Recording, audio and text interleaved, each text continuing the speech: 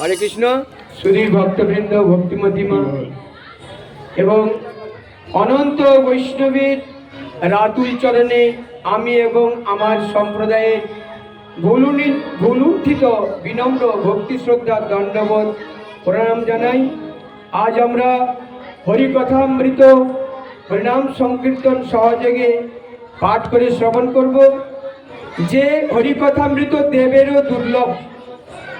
এখন আমরা মঙ্গলাচরণ করব। মঙ্গলাচরণের পর হরি কথামৃতে প্রবেশ করব। টপিক থাকবে কি? সর্বপ্রথম আমরা গুরু কথা শ্রবণ করব। কারণ সর্বপ্রথম গুরুদেব আমাদেরকে অজ্ঞানের গভীরতম অন্ধকারে আমরা পথ হারিয়েছি, সেখান থেকে জ্ঞানের বর্তিকা দিয়া অর্থাৎ জ্ঞানের কাজল পরিয়ে দিয়ে চক্ষু নিমিলন করে ভক্তি মার্গে আমাদেরকে দুই বাহু প্রসার করে ভক্তি মার্গে আমাদেরকে আনয়ন করেন। আর সেই ভক্তি মার্গে এসেও আমরা ভক্তি মার্গকে বুঝতে পারি না। তো সেই ভক্তি মার্গের বোঝার জন্য আমাদের পারমার্থিক শ্রী গুরুদেব আমাদের অশেষ কৃপা প্রদান করেন। তো সেই গুরুদেবকে বুঝতে হবে, ভক্তি মার্গের গভীরে প্রবেশ করতে হবে। তারপর আসবো বৈষ্ণব কথায়, তারপর আমরা আসব কৃষ্ণ কথায় বা হরি কথায়, ভাগবতী কথায় প্রবেশ করব। গৌর কথা, রাধা কথা, কৃষ্ণ কথা, যার মাধ্যম দিয়ে আমরা জ্ঞান যোগে হরিকথা শ্রবণ করলে আমাদের জ্ঞানের আলো আমাদের পথ দেখিয়ে নিয়ে যাবে এবং মনুষ্য জীবনের যে সার্থকতা সেটি আমাদের তৈরি হবে। হরে কৃষ্ণ। ওম অজ্ঞানতিমিরান্ধস্য জ্ঞানাঞ্জনশলাকয়া চক্ষুরুন্মিলিतं येन तस्मै श्रीगुरवे नमः।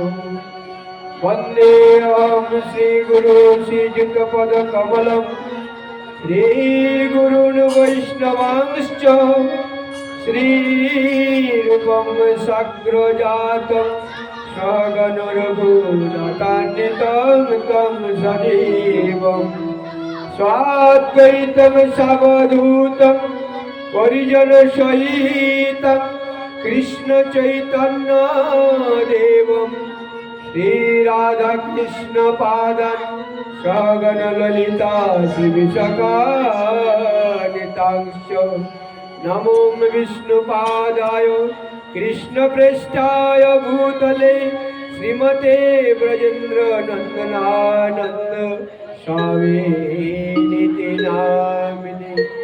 वाञ्छाकल्पतरुभ्यश्च कृपासिन्धुभ्यो एव च पतितानां पावनेभ्यो वैष्णवेभ्यो नमो नमः। नमो महावदन्नाय कृष्णप्रेमप्रदायते कृष्णाय कृष्ण चैतन्य नाम्ने गौरतिसे नमः।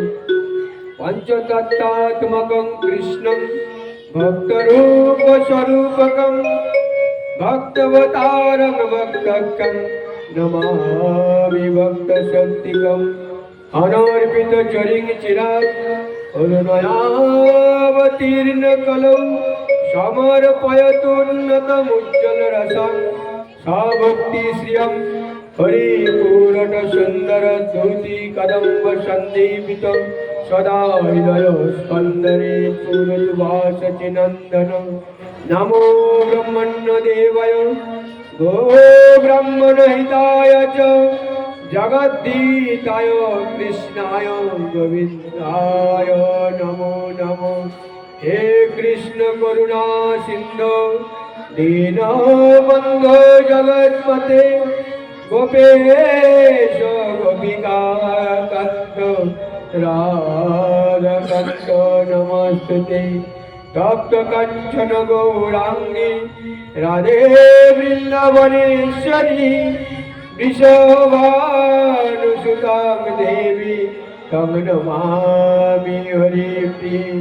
जयतां शिरतोर्भङ्गर मम मन्दरमतिर्गति मत्सर्वस्य वदन् भुजौ राधमदन मोहनौ दिव्यद्विन्दारण्यकल्पद्रुमादौ श्रीमद्रत्नागर सिंहासनस्थौ राधाशीलगोविन्ददेवो पृष्ठले विसेव्यमानौ सरामि। नारायणं नमस्कृतं नरं चैव नरोत्तमं देवीं सरस्वतीं व्यासं ततो जयमुदीरयेत्। मूकं करोति वाचालं पङ्गुं लङ्घयते गिरिं यत्कृपातमहं वन्दे परमानन्दमाधवम्। सरस्वती महाभागे नित्ये कमललोचने विश्वरूपे विशालक्ष्मी विद्यां देहि नमोस्तुते। तमादिदेवं करुणानिधानं कमालवर्णं सुहितवतारम् अपार संसार समुद्र सेतुं भजामहे भागवत स्वरूपम्। रूप से सनातन भट्ट रघुनाथ जीव गोपाल भट्ट दास रघुनाथ गोसाईर करी चरण वंदन जा हईते विघ्ननाशपुर। जय श्री कृष्ण चैतन्य प्रभु नित्यानंद श्री अद्वैत गदाधर शिवासदे गौर भक्तवृंद। हरे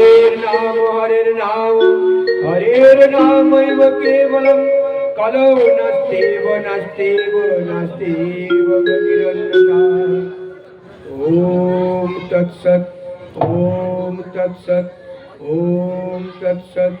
हरे कृष्ण कृष्ण कृष्ण हरे हरे हरे राम राम राम हरे हरे।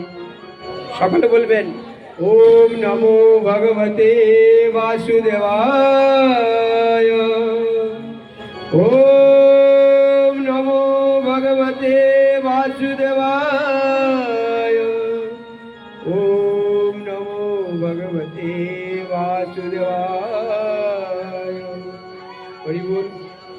সুধী ভক্তবৃন্দ, আমরা আজ গুরু কথা পাঠ করে শ্রবণ করব।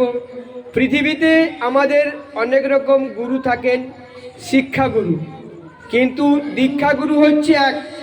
শিক্ষাগুরু অনন্ত থাকতে পারে, অসংখ্য থাকতে পারেন, যে শিক্ষা দান করলে আমাদের পারমার্থিক উন্নতি হয়, মানে আমাদের আত্মকল্যাণ হয়। জন্ম জন্মান্তর ধরে আমরা কোটি কোটি কল্প ধরে পশু পক্ষী কীট পতঙ্গ বৃক্ষলতা করে 84 লক্ষ জনি ভ্রমণ করছি। 4 লক্ষ মনুষ্য জন্ম, আর 10 লক্ষ পক্ষী জন্ম, 20 লক্ষ হচ্ছে বিভিন্ন প্রজাতির বৃক্ষলতা, আর 30 লক্ষ পশু জন্ম, আর 9 লক্ষ হচ্ছে জলজ প্রাণী।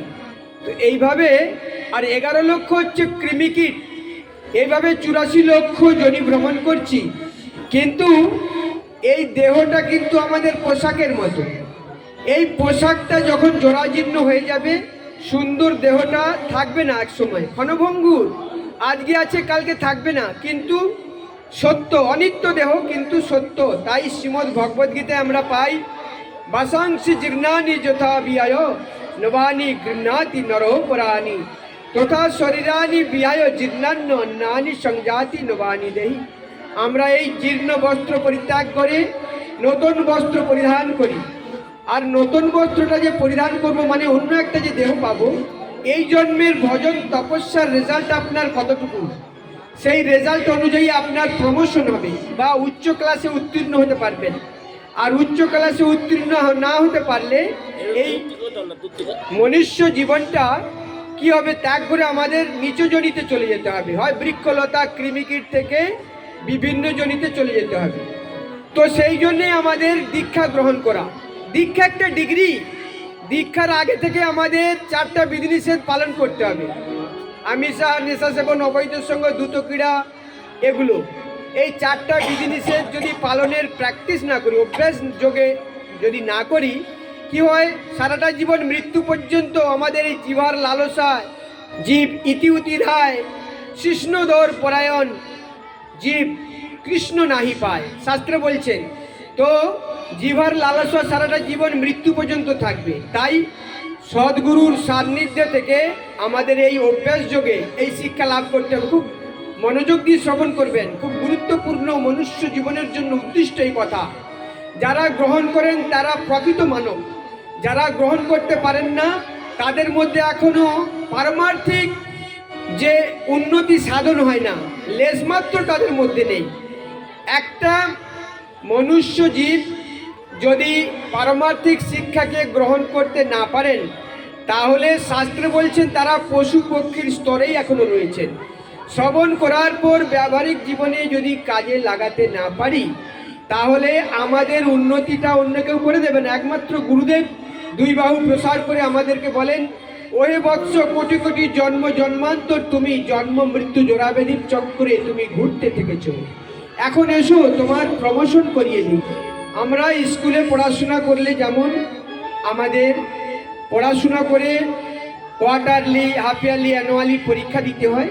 পরীক্ষার রেজাল্ট পেলে, রেজাল্ট ভালো হলে যেমন উচ্চ ক্লাসে উত্তীর্ণ হই, মানব জীবনের উত্তীর্ণতা কোথায় না, উচ্চ বৈষ্ণবকুলে জন্মগ্রহণ করতে হবে না, নিচকুলে থেকেও কৃষ্ণ ভজন করে ভগবানের সান্নিধ্য লাভ করা, নিত্য সেবায় যুক্ত থাকা, মুচি হয়ে শুচি হয় যদি কৃষ্ণ ভজে, শুচি হয়ে মুচি হয় যদি কৃষ্ণ তাজে।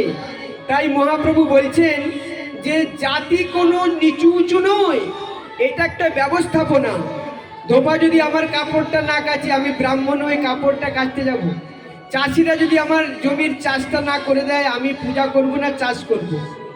একজন ইলেকট্রিক্যাল ইঞ্জিনিয়ার যদি আমার ঘরের কাজটা না, ইলেকট্রিক কাজটা না করে দেয়, আমি ওইটা শিখতে থাকবো।